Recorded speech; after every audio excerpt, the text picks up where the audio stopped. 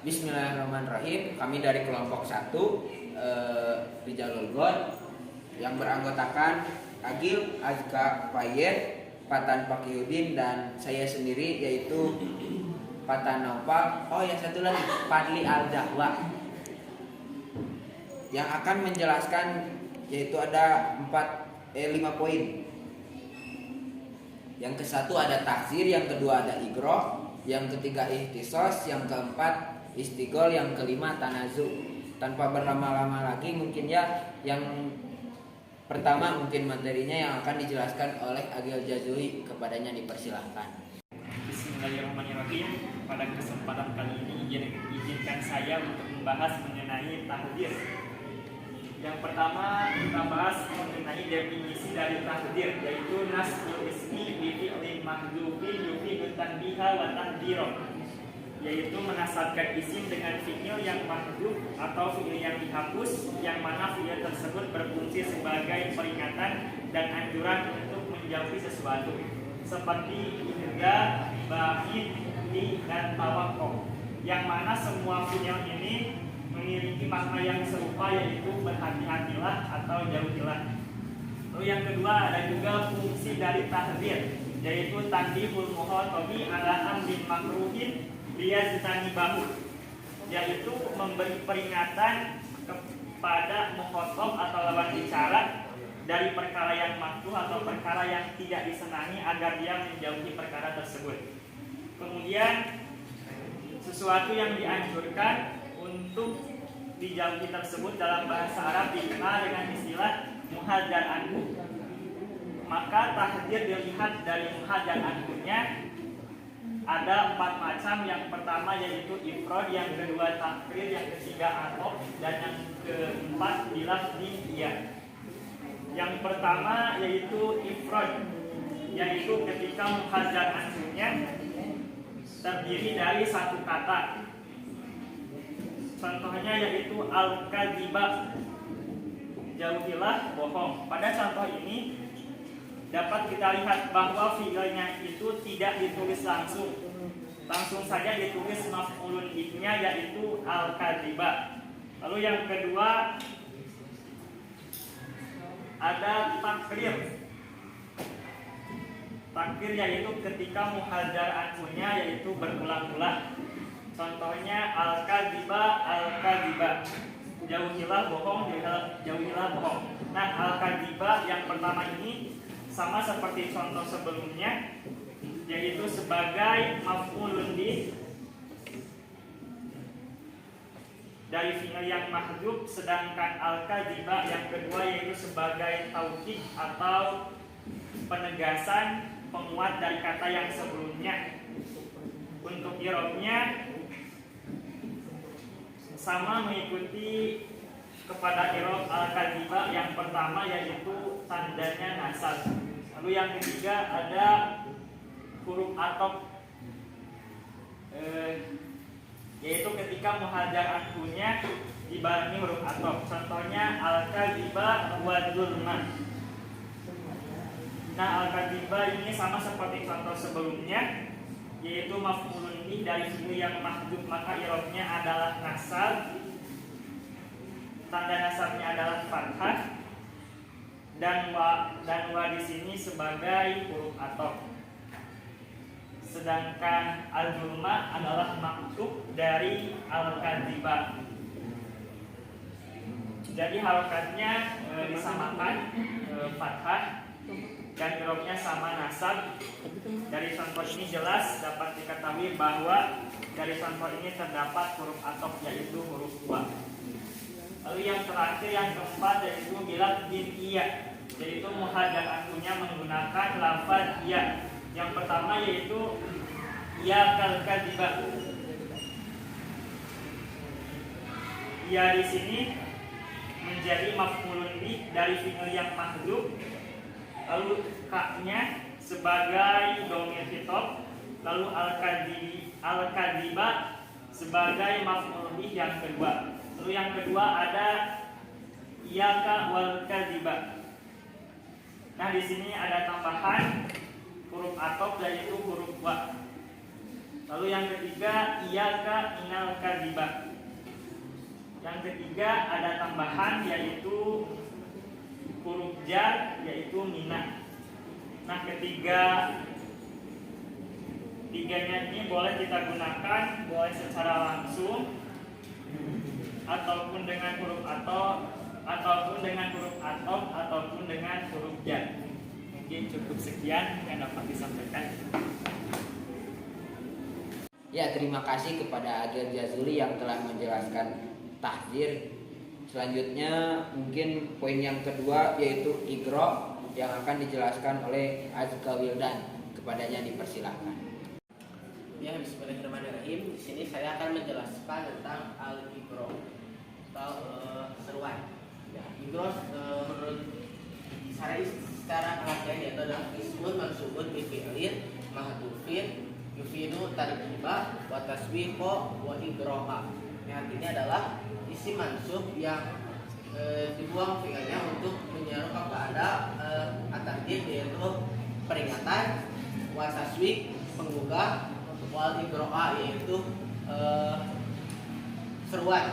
Nah, lanjut yuqadaru bima yunasibu muqamu kal ilzamu wa fi'li wa if'al, yaitu igro ditinggal dari adanya kata ilzam dan if'al, yaitu ilzam adalah tetapkanlah dan if'al adalah kerjakanlah. Sebagai contoh,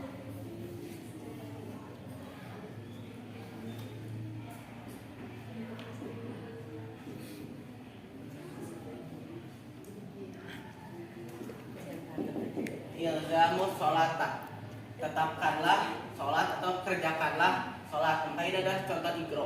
Nah, igro adalah tujuannya untuk menyeru kepada kebaikan orang yang diajak bicara. Itu adalah igro. Contoh lain,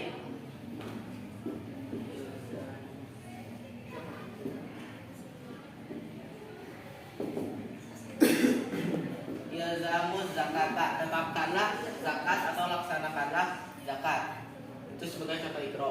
Maka ada pun hukum-hukumnya, yaitu yang pertama adanya dibuang amil atau ilzamnya yang dibuang. Nah, kapan jadi dibuang ilzamnya? Itu yang pertama apabila diatofkan. Sebagai contoh, as-sholata wa zakata, artinya laksanakan sholat dan laksanakan zakat. Maka ini tidak bisa dimasukkan amilnya atau ilzam. Yang sebagai contoh, ilzamu sholata wa zakata, maka ini tidak bisa dikatakan igro jika ditambah amil di depannya, yaitu ilzam. Keadaan yang kedua yaitu apabila disebutkan dua kali, contoh as-sholata wa sholata, maka ini sama, tidak bisa ditambah ilzam atau amilnya di depan, seperti ilzamu sholata wa sholata, maka itu tidak bisa disebut igro. Mungkin sekian pembahasan tentang igro. Saya kembalikan ke moderator. Ya, terima kasih kepada Azka Wildan yang telah menjelaskan igro. Kita lanjut saja ke yang ketiga, mungkin ihtisos yang akan dijelaskan oleh Pak Yad Fauzan. Kepadanya dipersilahkan. Bismillahirrahmanirrahim. Di sini saya akan sedikit menerangkan mengenai al-ihtisos. Jadi seperti yang kita tahu, mungkin ihtisos itu kalau dilihat secara bahasa mungkin sudah jelas khusus ya atau mengkhususkan. Namun ihtisos itu adalah kata yang disebutkan padanya isim dhohir, biasanya setelah domir mutakalim, mau itu mufrad atau jamak, atau domir mukhatab tapi jarang dipakai, serta menerangkan maksud dari domir tersebut, atau mengkhususkan atau meringkas hukum pada domir selain gaib, dan sesudahnya ada isim dhohir ma'rifat yang menjadi makna dari isim yang menjadi makna dari isim domir tersebut. Dengan pengertian lain yaitu menasabkan isim dengan fiil yang wajib dibuang dengan penakdiran al-waslu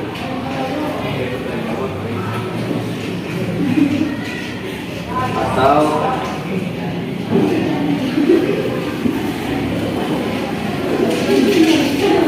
akni.